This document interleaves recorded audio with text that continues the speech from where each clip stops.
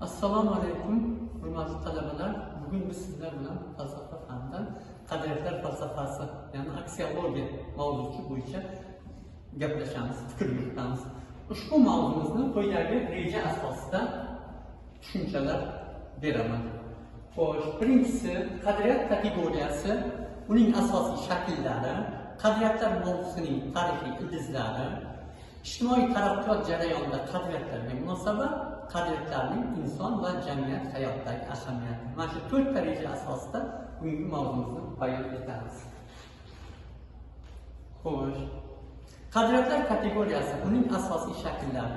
Qadriyatlar to'g'risidagi fan aksiologiya, ya'ni aksio qadriyat, logos fan, ta'limot ma'nosini anglatadi. Falsafaning shu masalani o'rganadigan va u bilan shug'ullanadigan sohasi hisoblanadi. Sobiq ittifoq davrida bu to'g'rida nihoyatda kam ma'lumotlar bor edi. Istiqlol tufayli qadriyatlar to'g'risidagi qarashlarimiz shitob bilan o'zgardi. Sobiq ittifoqning ilgari ulug'langan partiyaviy sinfiy qadriyatlari sarobga aylandi. Zamonaviy realliklarni talablariga javob bera olmay, o'tgan 10 yilliklardan iborat tarix sahifalari bilan birga yopilib ketdi. O'zbekistonda qadriyatlarga e'tibor kuchaydi. Uning turli qirralari olim va mutaxassislar tomonidan tahlil etilmoqda. Qadriyatlar falsafasi aksiologiyaning ko'pdan ko'p mavzulari mutaxassislarning ilmiy izlanishlarida o'ziga xos o'rin tutmoqda.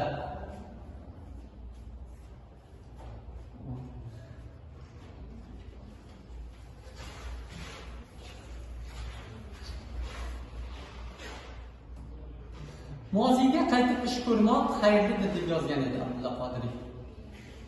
O'tgan kunlar romanida xuddi shunday qadriyat o'zi nima savoliga javob berishdan oldin mavzuning ta'rifini qisqa bo'lsa-da o'rganmoq lozim. Busiz qadriyatning bugun va kelajakdagi ahamiyatini tushunib bo'lmaydi.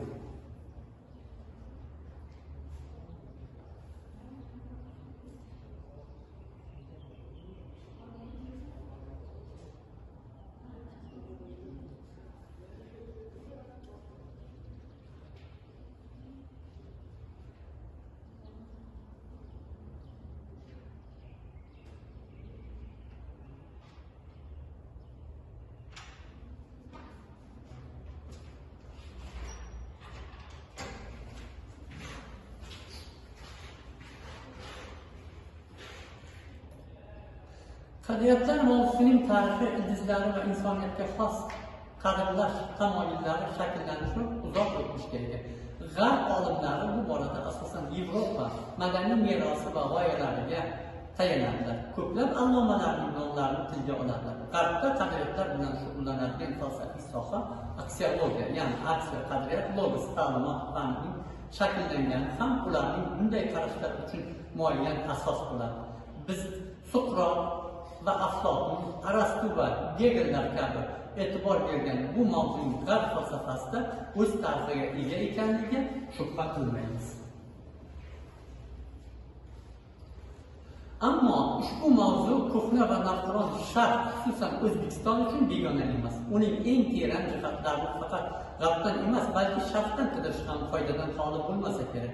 Nomlari sivilizatsiyaning tarixiga abadiy bitilgan Xorazmiy, Farobiy, Al-Buxoriy, At-Tirmiziy, Beruniy, Ibn Sino, Najmiddin Kubro, Yassaviy, Naqshband, Ulug'bek, Navoiy, Mashrab, Bedil, Behbudiy, Avloniy kabi mutafakkirlar ijodida ham bu mavzuning izlari bor. Teran qirralari ochilgan. Gap ana shu izlarni izlab topishda, ularni unutmaslikdan, sayqallab turishdan, zamona realliklari nuqtai nazaridan xolisona talqin qilishdadir. Qadrlash to'g'risidagi qarashlar rivoji 8-12 asrlar katta ahamiyatga ega. Bu davrda arab istilosi amalga oshirilgan islom hukmron dinga aylangan edi. E'tirof etish kerakki, Qur'on va hadislarda ta'riflab berilgan ilohiy qadriyat va qadrlash masalalari xalqimiz tarixi va madaniyatiga ta'sir ko'rsatgan. Shu bilan birga arab istilosi davrida ko'pgina milliy qadriyatlarimizning yo'qotib yuborilganligini ham qayd qilmoq kerak. Bu to'g'rida Beruniy qadimgi xalqlardan qolgan yodgor bitar asarda afsus bilan yozib qoldirgan edi. Xo'sh, tarixda nomlari saqlangan allomalarning o'z navbatida butun jahon sharq madaniyatini g'oyat katta hissa qo'shganlar. Bunday fikrni Abu Hanifa, Al-Buxoriy, At-Tirmiziy, Kubro, Ahmad Yassaviy, Naqshband kabi ilohiyat ilmining zabardast allomalari to'g'risida ham aytish joiz. Ularning har biri o'z zamonasida islomni sivilizatsiyamizning yuksak madaniyat nuqtai nazaridan targ'ib va tashviq etdilar. Islom falsafasini yuksaklikka ko'tardilar. Mazkur dinning butun jahonda katta mavqega ega bo'lishiga muhim faoliyat ko'rsatdilar.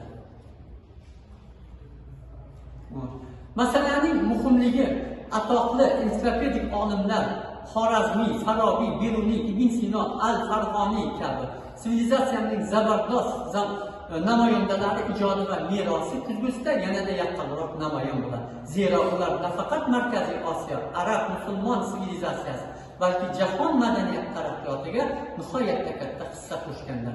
Yurtimiz qadimdan ta'sirini butun olamga yoyilishiga xizmat qilganlar.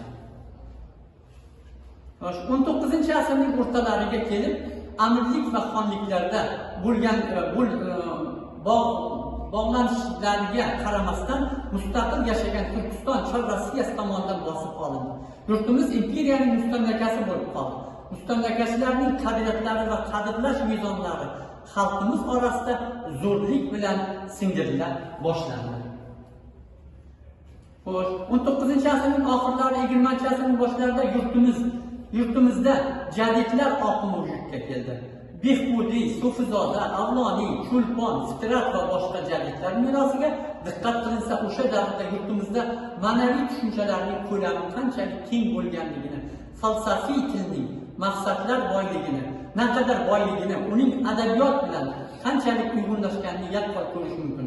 Ularning asarlarida gohida biz allaqachon esimizdan, tilimizdan va balki dilimizdan ham chiqarib yuborgan qadriyatlar tushunchalariga duch kelamiz. Sobiq ittifoqda qadriyatlarga munosabat qanday edi?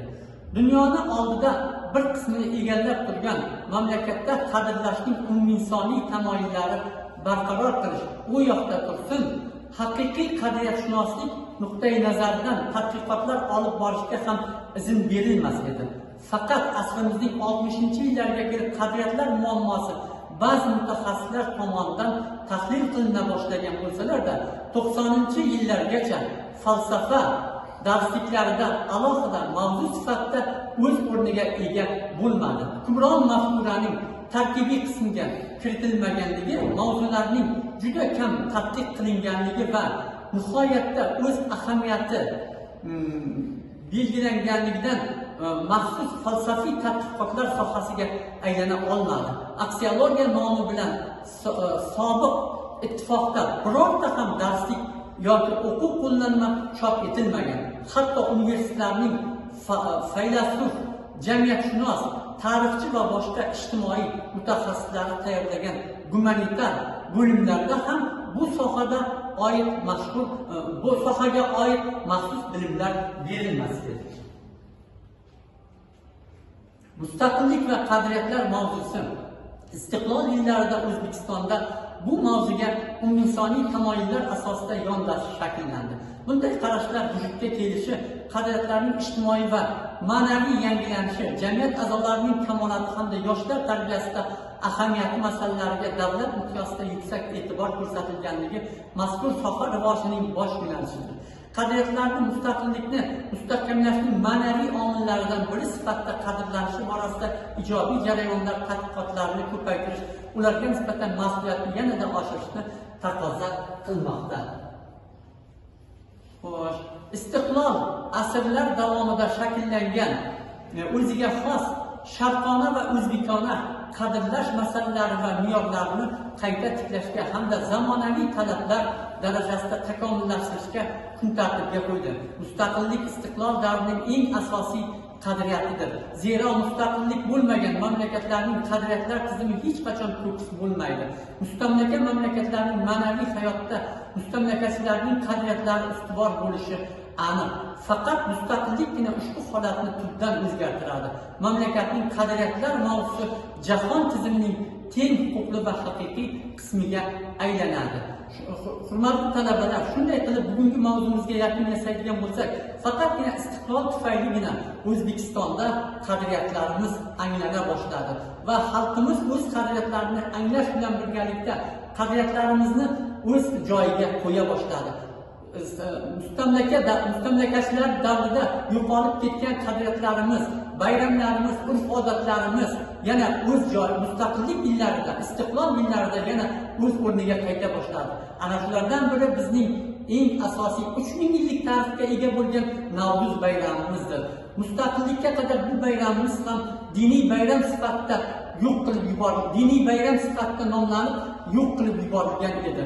Faqatgina istiqlol tufayli Navro'z yana o'z joyiga qaytdi. Shu bilan birgalikda bir qancha diniy bayramlarimiz ham o'z joyiga qaytdi. Dinimiz, tilimiz o'z joyiga qaytdi. Qadriyatlarimiz, qadriyatshunoslik fani oliy o'quv yurtlarida yana qaytadan falsafa va boshqa ijtimoiy gumanitar fanlarda o'qitila boshladi. Shunday qilib, faqatgina mustaqillikgina bizning qadriyatlarimizni o'z o'rniga qaytishiga imkoniyat yaratib berdi. Bugungi mavzumiz mana shulardan iborat. E'tiborlaringiz uchun rahmat.